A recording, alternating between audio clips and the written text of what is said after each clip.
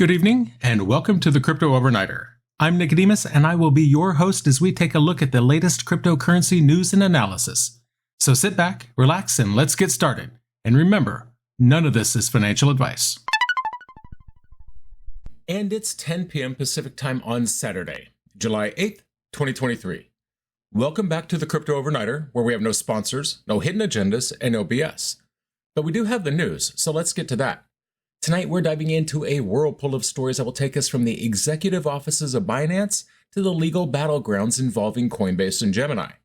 We'll also touch on the recovery of stolen funds at Bitfinex, explore the Bank of International Settlements' efforts to protect central bank digital currencies, and then wrap up with a nice class action lawsuit in the NFT space. Just your average Saturday night around here. So, buckle up and get ready for a journey through the dynamic and ever-evolving world of crypto. Let's go. Binance has been under scrutiny due to a series of high-profile departures from its executive team. These departures include General Counsel Han Eng, Chief Strategy Officer Patrick Hillman, we just talked about him last night, Senior Vice President of Compliance Stephen Christie, and Chief Business Officer Yibu Ling. These departures have led to speculation and concern among the public, with some describing the situation as full-on turmoil. However, Changpeng Zhao, the CEO of Binance, has dismissed these concerns as fear, uncertainty, and doubt being spread by the media. He said the departures are part of the normal turnover of staff that occurs in every company. He also clarified that not all of the executives left in the same week, as was previously reported, and only one of them actually left this week, so he was technical on the timeline. However, the executives themselves have confirmed CZ's statements.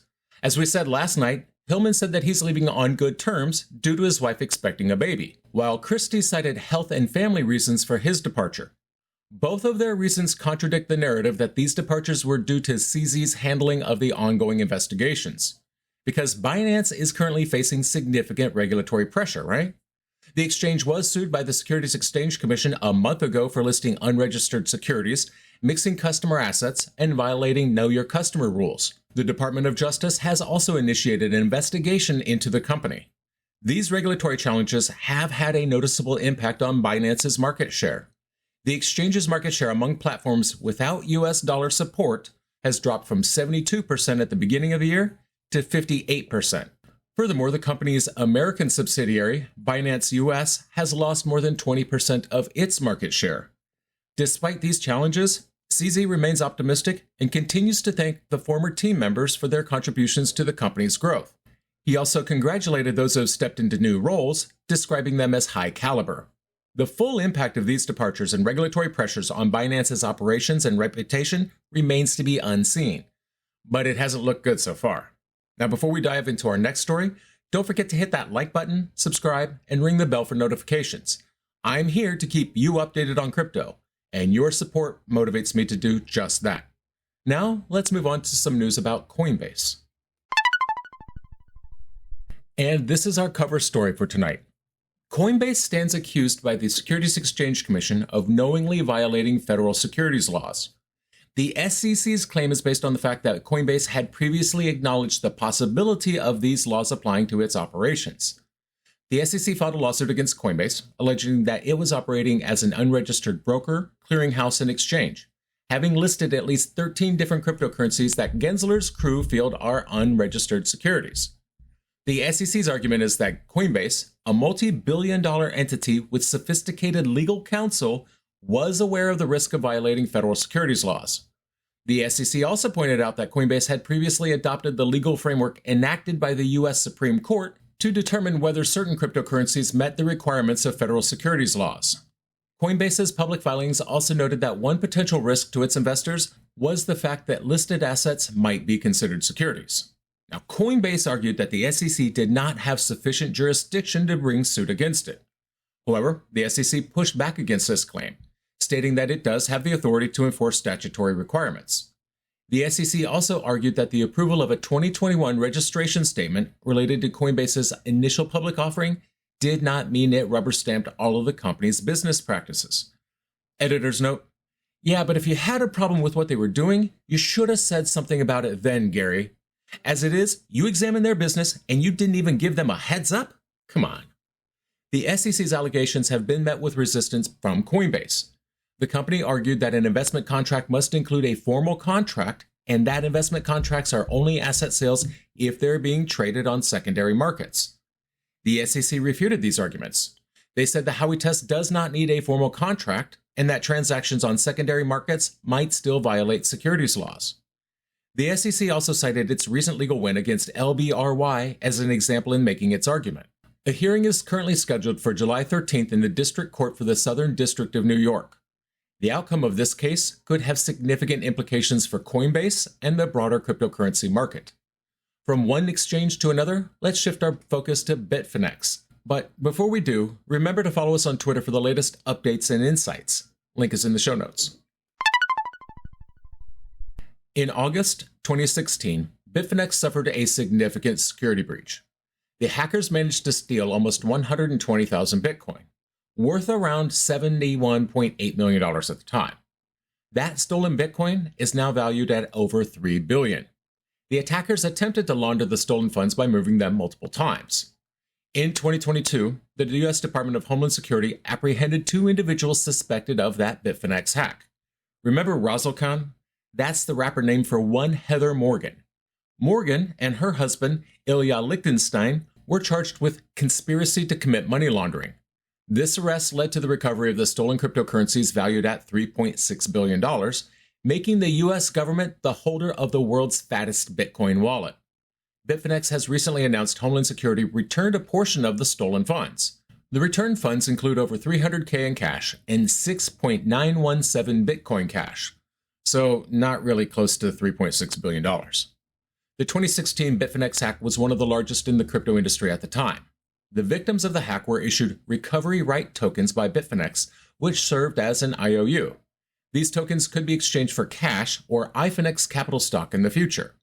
There were 30 million RRTs in circulation. Bitfinex's Chief of Technology Officer, Paulo Ardoino, expressed the company's intention to recover as much of the stolen Bitcoin as possible and to redistribute it to the holders of the RTTs. However, Bitfinex has stated that the recovered funds are not sufficient to fulfill all redemptions. The recovery and redistribution of the stolen funds is a significant step in addressing the consequences of the 2016 hack.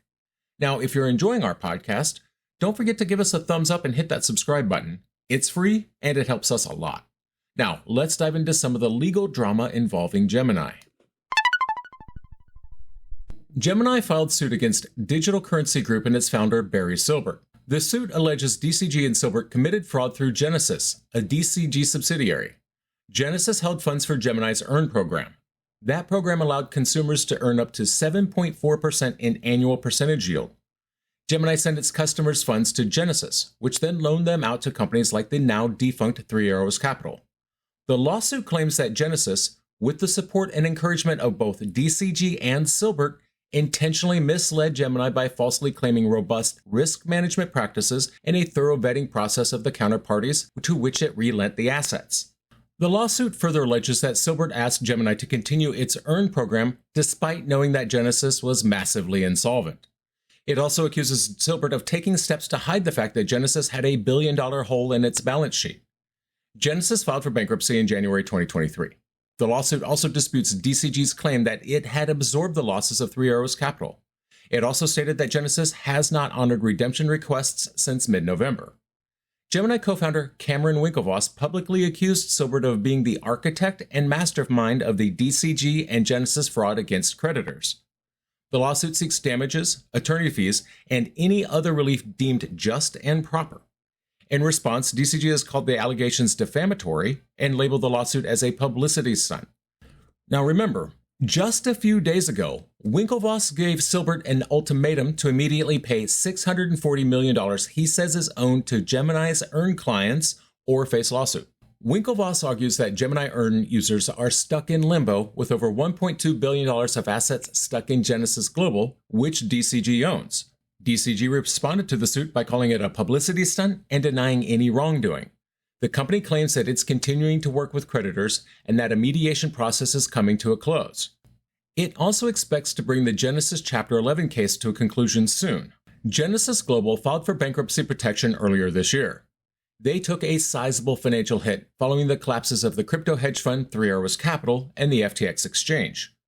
Winklevoss also accused Silbert of stalling efforts to reclaim funds for Gemini Earn users. The Earn program has been frozen since November. Both Gemini and Genesis face a lawsuit from the U.S. Securities Exchange Commission over the Gemini Earn product. That lawsuit, filed in January, alleges that Gemini Earn was an unregistered securities offering. From legal battles to global financial institutions, let's talk about the Bank of International Settlements and their plan for central bank digital currencies. The Bank of International Settlements is what I call the central bank for central bankers. They took a step forward to protect central bank digital currencies from cyber threats, particularly those originating from the decentralized finance sector. The BIS has developed a framework to safeguard CBDCs against the same types of hacks and breaches that have troubled the DeFi market. This framework is designed to address risks that could threaten CBDCs that use distributed ledger technology and smart contracts. They highlighted the potential operational and reputational risks that large value attacks in the DeFi space could pose. The organization pointed to recent examples of smart contract hacks, which have led to significant losses in the DeFi sector. They're calling that an illustration of the potential security risks that CBDC systems could face. The rise of the internet, telecommunication networks, and devices has resulted in a diverse, complex, and rapidly evolving cyber threat landscape. The BIS warns that these risks could extend to DLT-related attacks against consensus protocols, cross-chain bridges, oracles, smart contracts, and offline CBDC components. Basically the same old run-of-the-mill hacks and threats that we see every day in the DeFi sector. The BIS's framework is part of Project Polaris. It aims to create secure and resilient CBDC systems, both offline and online. They plan to provide global central banks with a framework for CBDC design, implementation, planning, and operational considerations. The BIS suggests that central banks should upgrade their procedures to fend off these kinds of attacks and to create, quote, security and resilience functional teams. These teams would be involved in each phase of the CBDC program to ensure that requirements are implemented to counteract cyber attacks. So here's my take on it. This move to protect CBDCs from DeFi cyber threats is a clear recognition of the complexity and new threat landscape brought by CBDC systems. The organization is urging central banks to adopt modern, enabling technologies that support security and resilience where appropriate. This initiative is a significant step in the right direction, given the increasing prevalence of cyber threats in the digital currency space. However, the move also raises questions about the extent to which central banks can effectively protect CBDCs from cyber threats. The rapidly evolving nature of cyber threats, particularly in the DeFi sector, presents a significant challenge. It remains to be seen how effective the BIS's framework and the proposed security and resilience functional teams will be in safeguarding CBDCs against these threats. Furthermore, the BIS's initiative underscores the ongoing tension between the centralized world of CBDCs and the decentralized world of DeFi, which really it doesn't make any sense. Because while the BIS is seeking to protect CBDCs from DeFi cyber threats, it's worth noting that the DeFi sector itself is built on the principles of decentralization in resistance to central control, the very thing that the BIS is trying to protect CBDCs from. This tension is likely to continue as both CBDCs and DeFi evolve and grow in the future. Now let's wrap up with some news about an NFT scandal. Everybody loves those, right? The Boneheads NFT team is facing a class action lawsuit in Canada, with accusations of breach of contract, misappropriation of funds, and misleading investors. The lawsuit cites the investigative work of the independent blockchain investigator ZachXBT. Boneheads is alleged to have conducted a $3.1 million NFT rug pull. ZachXBT's research on Twitter highlighted the Boneheads team vanished quickly after collecting funds from the minting process. The team allegedly spent the money on luxury goods, Bored Ape Yacht Club NFTs, and other items, failing to fulfill the project's roadmap. The lawsuit was initially filed in the Ontario Superior Court of Justice in mid-June. The Boneheads team is accused of not delivering on any of the roadmap promises made to the NFT purchasers, including NFT airdrops, tokens, physical collectibles, marketplace access, and more. ZachXBT's investigation into the Boneheads project was published on Twitter in July 2022. He provided a detailed account of how the project allegedly misused funds intended for the Boneheads roadmap. He also revealed the key players behind the project and their questionable activities. Despite months of inactivity on social media, the Boneheads team responded to ZachXBT's posts, claiming that Boneheads was not a scam, but, quote, a very deliberately slow creative process. They also announced a new collection to be released in August 2022. That collection never materialized. ZachXBT's work has been instrumental in building cases against fraudulent actors in the NFT space. In February, his investigation led to the FBI seizing 86.5 Ether and $100,000 worth of NFTs from a phishing scammer. In October 2022, France's National Cyber Unit also cited ZachXBT's work for helping it apprehend and charge a group of alleged phishing scammers suspected of stealing $2.5 million worth of NFTs. So, what happened? Tonight, we covered a wide range of stories that highlight the dynamic and ever-evolving world of cryptocurrencies and blockchain technology. We started with Binance's CZ dismissing concerns about high-profile departures from his team as mere FUD, emphasizing that these changes are part of the normal turnover in any company. Then we moved on to the SEC's allegations against Coinbase, accusing the company of knowingly violating securities laws by operating as an unregistered broker and listing unregistered cryptocurrencies. Our third story took us to Bitfinex, where a portion of the funds stolen in a 2016 hack has been returned by the U.S. Department of Homeland Security, marking a significant step in addressing the consequences of that hack. We also discussed the lawsuit filed by Gemini against Digital Currency Group and its founder, Barry Silbert, alleging fraud through their subsidiary, Genesis. In our fifth story, we looked at the Bank for International Settlements' efforts to protect central bank digital currencies from cyber threats, particularly those originating from the decentralized finance sector. And finally, we ended with the class action lawsuit faced by the Boneheads team in Canada over a $3.1 million NFT rug pull, with the work of independent blockchain investigator ZachXBT playing a crucial role in building the case. Each of these stories underscores the complexities, challenges, and opportunities in the crypto space. And that's going to do it for us tonight. I want to thank you, my listeners, because when you stop listening, I will stop talking. If you enjoyed tonight's show, then please like, follow, subscribe, leave a rating, or maybe a review. And in the meantime, we'll see you tomorrow night.